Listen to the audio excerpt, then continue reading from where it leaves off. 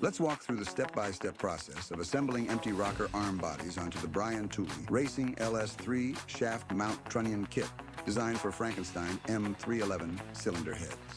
Begin by laying out all components. BTR rocker shafts, billet rocker arms, stands bearing-style trunnions, securing washers, shaft-to-stand bolts, and of course your empty rocker bodies.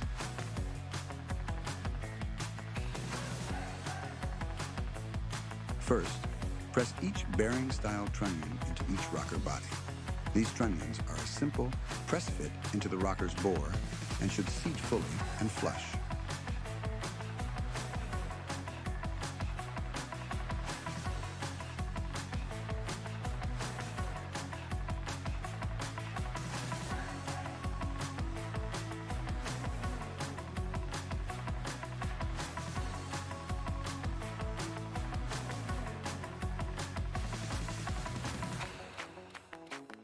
Place a thrust washer on each side of the rocker arm where it meets the stands.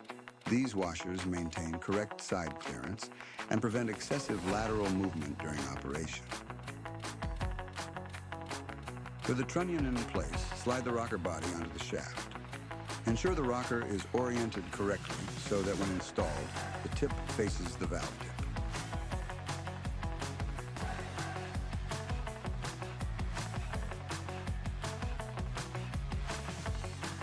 Repeat this process for each rocker arm position along the shaft, carefully installing the trunnion, sliding the rocker onto the shaft, and placing the appropriate thrust washers. Step 4.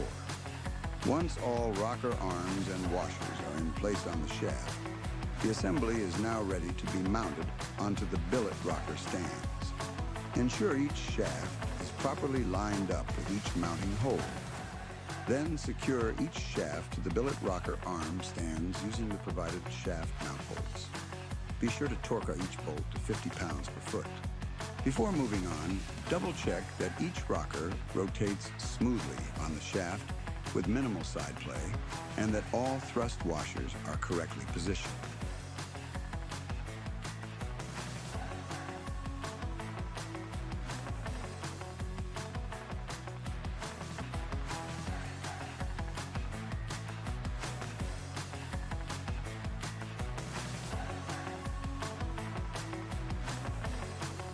That completes the assembly of the rocker arms onto the BTR shaft mount trunnion kit.